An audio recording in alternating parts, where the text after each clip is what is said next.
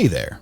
Are you one of the countless Pokemon fans, like me, who have been clinging to the thin, wet strings of hope that Game Freak, the Pokemon Company, and Nintendo would make a Pokemon game with MMORPG features?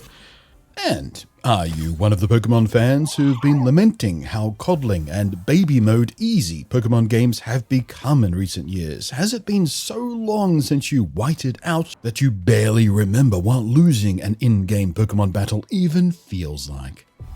At least without playing by special game rules like a Nuzlocke or something. Do you feel Game Freak has failed in innovation for too long? Too scared or unwilling to push into the MMO fans have been screaming for at least a decade? Well, meet Temtem. It has exploration, monster collecting, battles, quest, breeding, leveling up movesets, and it is an MMO. It will unavoidably be compared to Pokemon, and in several ways it is arguably superior to Pokemon. And I say this as a man who has played every core series Pokemon game since they very first came out more than 20 years ago. I love Pokemon, and I'm saying this is better in some ways. Hello again, I am Blunty, and I've spent just a little while now playing around in the Temtem closed alpha. In a couple of weeks, on January 21, it'll be opening up into a public early access format on Steam. So number one, yes, it can be described as a Pokemon clone. And to their credit, the developers own this. They're not trying to pretend this isn't heavily inspired by the best known and top selling monster collection and battle game out there. They're proud of it. They love Pokemon and they wanted to do their own spin on it. Words 8 through 10 on their own description of the game are inspired by Pokemon. Number 2. Unlike so many other Pokemon copycat games of the past, this one doesn't settle for just being a copycat.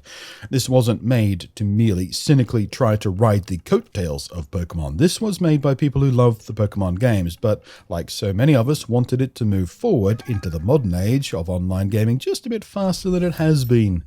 The alpha I've been playing, and the early access version of Temtem that's coming, is not, of course, the full game. Only about half of the main campaign is present. Half of the landmass or islands are present. Only about 76 monsters from a roster of at least 141. I say this because the top numbered one we know about so far is 141. And the 3 islands that are currently present in the game will double to 6 by the time it launches. But already what I found is remarkably polished. And while not a complete revolution of the concepts Pokemon sits upon, and frankly, why would you want to reinvent the wheel of a series that's been so popular for 2 decades, it is also a pleasantly forward-thinking and modernized Pokemon-type game.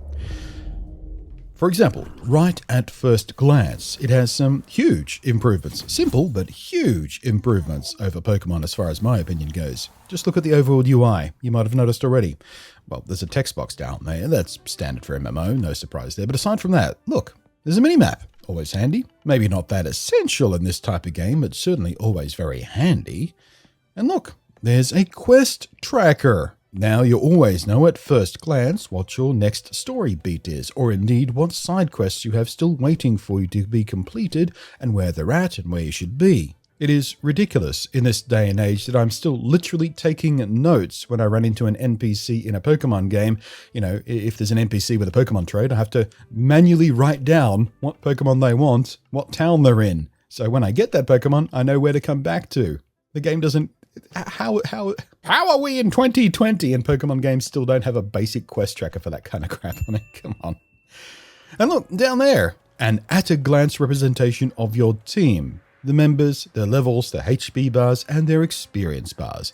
No need to drag your ass through a few menu pages just for that basic info while you're training up, or considering the condition of your team before you leap into yet another battle. All of this is superior in every way to how Pokemon does it. And that's just the simple overworld UI, and deeper than the UI, with a rethought-out battle mechanic and a difficulty level that has seen me get my ass kicked by the first gym boss type character for the first time since, well, literally ever. Hands up in the chat, who of you have ever lost your battle to the very first gym leader? I never have. I did in this 3 times before I beat her. And before I beat her, it necessitated about 6 hours worth of grinding to level my team up a bit more. Temtem is absolutely a step back from the overly easy Pokemon games of late.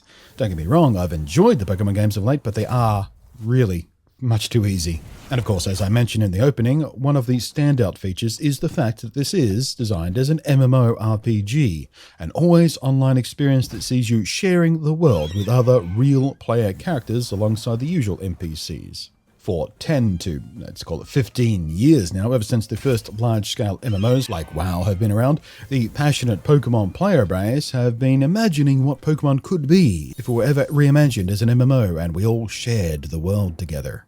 Thinking for why this still hasn't happened in any real way usually lays the blame at the feet of either Nintendo holding Game Freak back out of fear of the nature of a real MMO would risk some kind of incident to damage their kiddie-friendly reputation. Nintendo are, after all, ludicrously paranoid and restrictive about real people interacting in any meaningful way in any of their products. Or possibly it's just that Game Freak simply doesn't have the skill sets required to make it work.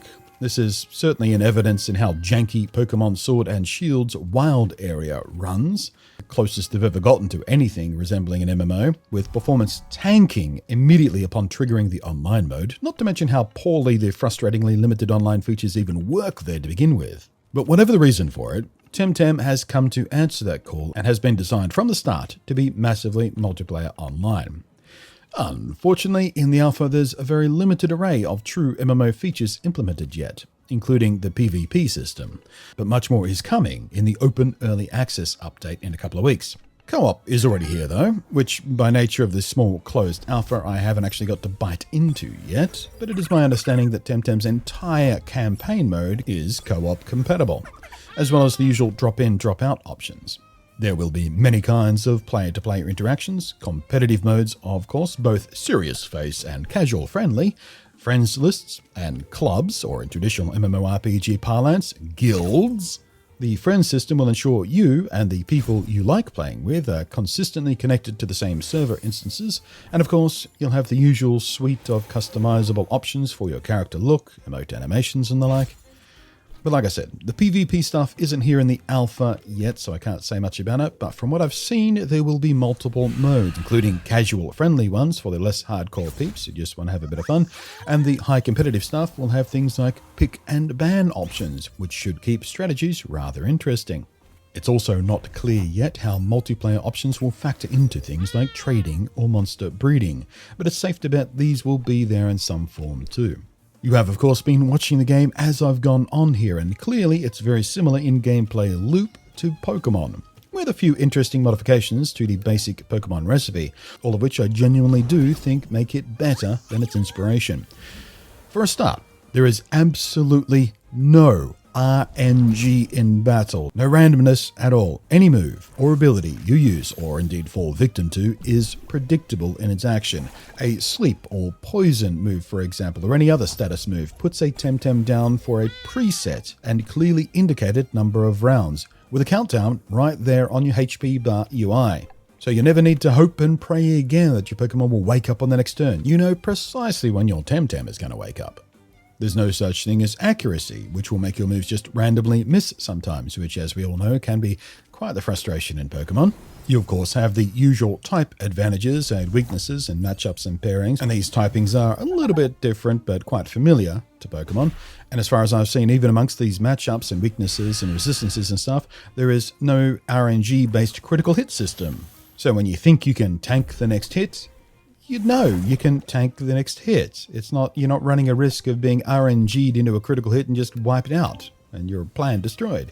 Multi-attack or turn moves are similarly free from RNG. Gone are the randomness and unpredictability of Pokemon-style moves like Wrap or Pin Missile that maybe hit twice or 5 times or anywhere in between, based on nothing but luck.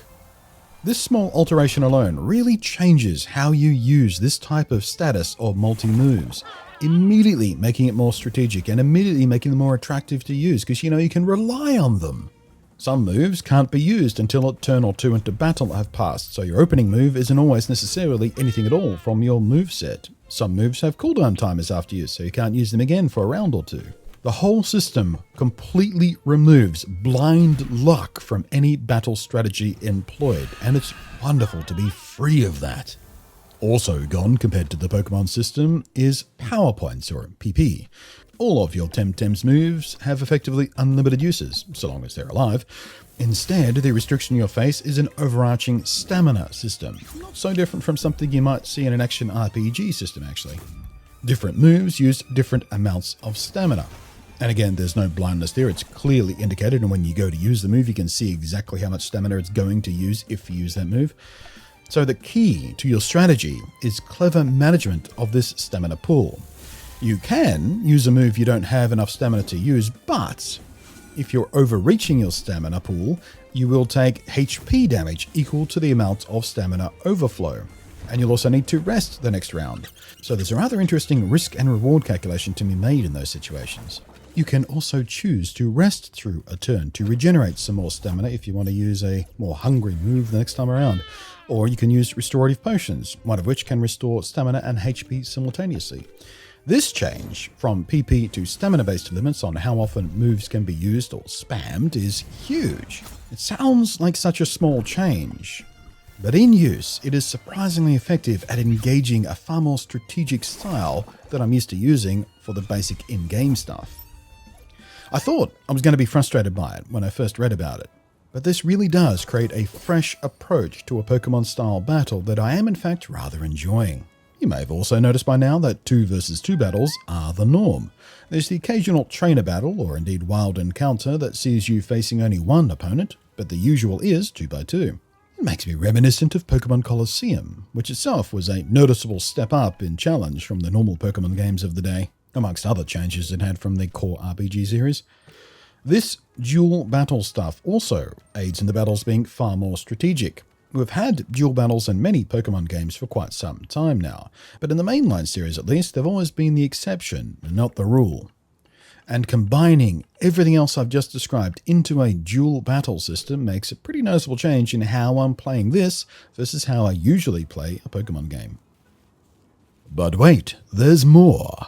Because some Temtem have synergies when matched with Temtems of the same or complementary types, and the same is true of specific moves. Like, for example, I have a mental type move on one of my Temtem team members, a psychic type in Pokemon terms. It gets a significant boost whenever a team member of a nature type, or grass in Pokemon terms, is on the field with it. Sometimes the moves get more powerful with the right synergy match. Sometimes moves like Sleep or Poison will last longer with the right synergy match. There's also Temtem equipped gear, similar to held items in Pokemon. I haven't messed with that much yet, but it's a similar idea in that it grants passive boost and resistances and such things so long as you have a thing attached to your Temtem. The battle system is built from the ground up to look and feel just like Pokemon. It is incredibly familiar, and if you've ever played a Pokemon game, you're going to step right into this and not have to do any figuring out of how anything is supposed to work, or the UI, or the way the battle flows or anything. But the underlying mechanics are actually perhaps deeper than Pokemon is, or at least designed to be more challenging. I mean, I know there's a lot of sneaky, tricky, deep cut strategy and high-level competitive Pokemon, but in the normal game these days you can, with few exceptions, usually just brute force your way through the game with basic type advantages and a few powerful moves. You very, very, very rarely have to be very strategic in a basic Pokemon playthrough. Temtem, however, is not that game. It is much more difficult, and strategy is a core part of your experience. Aside from all the strategy the unique base mechanics bring into play for every single battle, it seems like level advantages matter a lot less in this game. More than once, I was in some amount of trouble while facing opponents up to half my team's level, and this was without any specific type weaknesses. Some of this was surely down to me still learning the game and trying to figure out or remember typings of various monsters and what the rock, paper, scissors matchups are.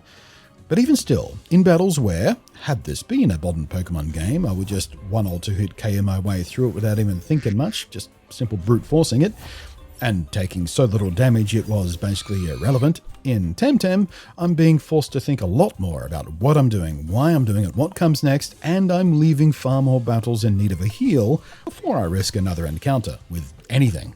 Even leveling up seems pretty nerfed compared to modern Pokemon games. Haven't seen the height nor hair of an experience share yet. Experience points work basically the same. You earn them by winning against trainees or wild encounters. You even get XP when catching a Temtem, something relatively new to the Pokemon games itself. As you level, you get stronger, you learn new moves, and eventually evolve to a new form. And there's a system in place similar to, but not quite the same as Pokemon IV and EV systems. But grinding levels did feel like it took much longer than it does in Pokemon these days. In fact, it felt like grinding levels early in one of the oldest Pokemon games. Remember that? When you actually had to put in the work? Hours and hours and hours of just grinding in the grass? And in my leveling sessions, I spent a lot more time going back and forth to a heal station. Fortunately, Temtem does something nice about that. Your equivalent of the Pokemon Center isn't just in big buildings in main towns. There is little standalone open-air versions of the heal station amongst certain routes as well, which is very, very handy for when you're just doing some leveling. That's a nice touch. There's a lot more I could dig into regarding the game mechanics, but I think you get the point. This is much more than a simple copycat clone of Pokemon. Much more. It stands on its own 2 feet, in the shadow of its inspiration, surely, obviously, but with a form of its own. They've carefully crafted this game's mechanics at once to feel familiar and also offer things and challenges that Pokemon just doesn't. Either never has or doesn't do anymore. Back on the subject of it being an MMO though, running servers for multiplayer games isn't free, so what is the monetization plan? Well, for a start, the game isn't free to play. It'll be cash on the barrelhead to get in the door, and the devs have been saying since the earliest days of its reveal and subsequent Kickstarter campaign, and I quote here, "The game won't include any pay-to-win at all. We're never going to sell Temtem, items that will help you in battle, or experience boosts." Now, I'm sure there will be microtransactions, but so far it seems a bit muddy as to what exactly they'll be. The safe assumption is at least player character cosmetics, appearance gear, clothing, perhaps emotes and the usual stuff along those lines. There's also going to be player housing, something akin to the secret bases we first saw in Gen 3 Pokemon games. Man, I miss those. Why did Game Freak abandon the idea? A few of the Pokemon home leagues seem to suggest we'll get something like that back in that too. Anyway, so chances are that decorations, furniture, and other accessories related to this home decoration stuff will be open to microtransactions too. And I'd be okay with that. That's fine. But we'll have to wait and see. At least they've committed to no pay for advantage crap. At least that's there. That's pretty important in a game like this, to be free of that. And I'm also wondering if they'll try the season ticket style approach for extra quests or extra challenge modes or extra whatever on an ongoing basis. The setting, the look and feel of the characters and environments are pretty nice too. No complaints there about the presentation. I like it. You've been seeing for yourself, so make your own call on if you like the art style and character designs and presentation and colors. At the end of the day though, Temtem faces the same difficulty as many of its ilk have done. Even if the relatively briefly successful ones like Yokai Watch, which burned quite brightly for a few years and then sort of faded back into the shadow of Pokemon, and that difficulty is, of course, getting traction. The obvious reaction of dismissing this as just a Pokemon copy as soon as you catch a glimpse of the gameplay will be tough. It doesn't have the decades of brand identity, no cartoon. It doesn't, at least yet, have a handful of instantly iconic recognizable monsters to lean on, although alpha players seem to have quite some affection for Platypet, which, as an Australian, I approve of wholeheartedly, because it's a platypus, and I freaking love platypus. And of course, they certainly don't have the marketing spend that Pokemon does. So getting people to look at it, to try it out even, instead of just dismissing it as yet another Pokemon copycat, is going to be the toughest hurdle here.